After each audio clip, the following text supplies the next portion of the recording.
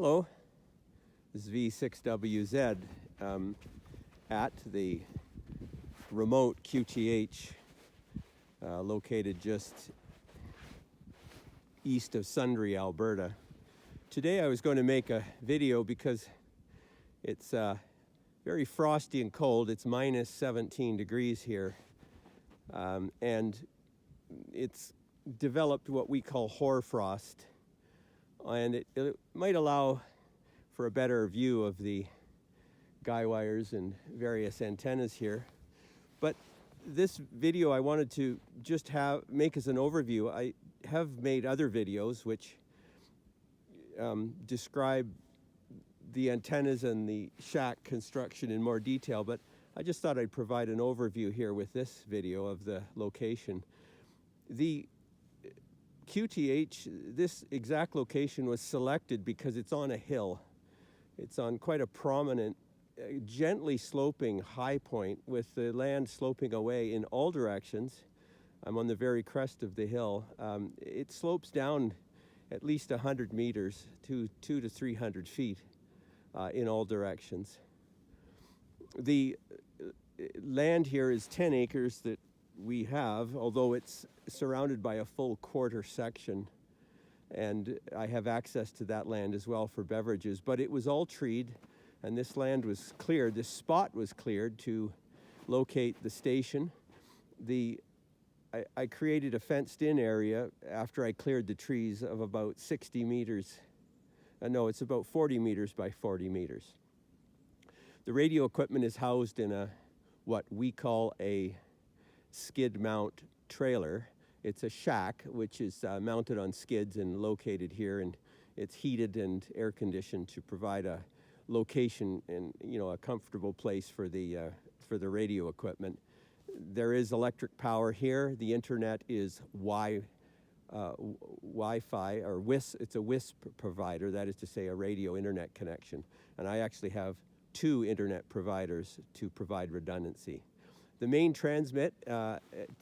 antenna for transmitting and supporting the antennas is a U.S. tower crank up. At the top is the 40-80 meter Yagi, or at the bigger Yagi is the 40-80 meter Yagi, and on top of that is a opti-beam high band Yagi at the very, very top. The U.S. tower is shunt fed for 160 meters. And is used in Omni, but is also used as a driver for the parasitic array.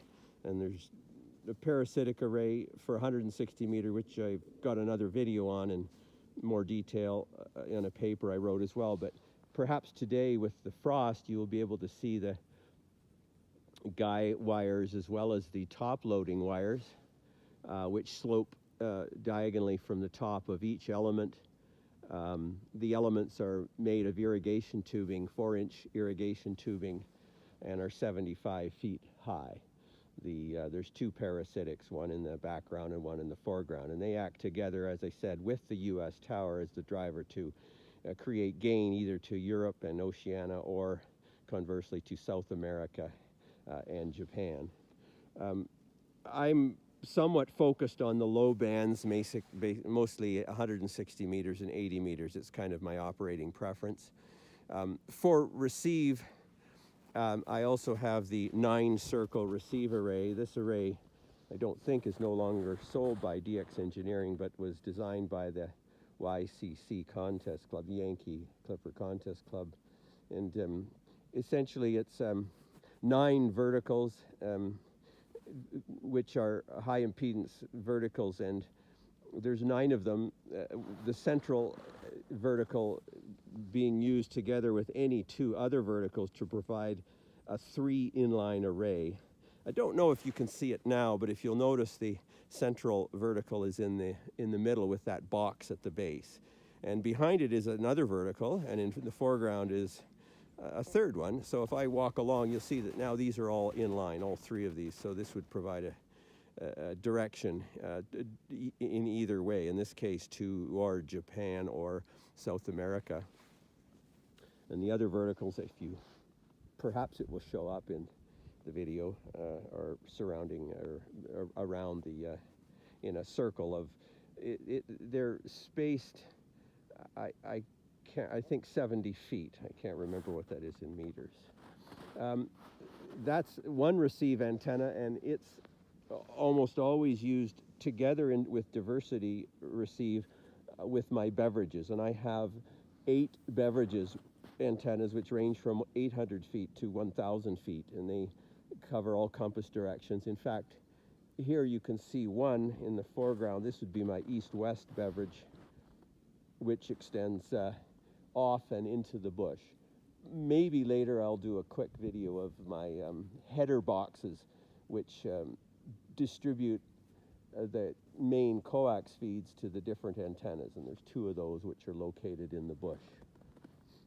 All of the feed lines and control lines are trenched to the various transmit and receive antennas.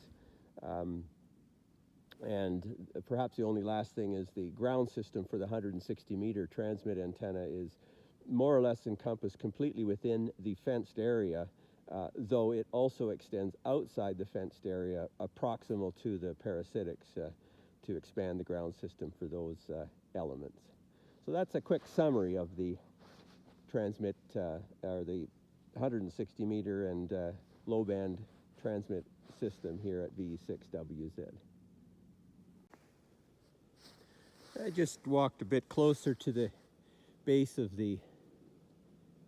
one of the parasitics on 160 meters just to show a close-up of the base and the guy points very quickly to describe how it is installed in a 4-inch irrigation tubing was assembled on the ground and hinged up against a base made of a 4x4 post cemented in the ground, and the 75-foot high vertical was winched up using my man lift as a support. You can see the guy wires, and I think also you can see from the top the 2 sloping loading wires. The antenna is top loaded since it's not at 75 feet resonant on 160 meters, so the loading wires bring it to resonance. It's guyed at 3 points, one at 70 feet, one at 43 feet, and one at 23 feet. And the guys are anchored to a 3.5-inch steel fence post. There's 3 of those which have been cemented into the ground, and that provides support with using Dacron rope for the elements. And the tower is the driver for the parasitic array, and it is shunt fed. Perhaps you can see the shunt wire. It's to the right of the tower.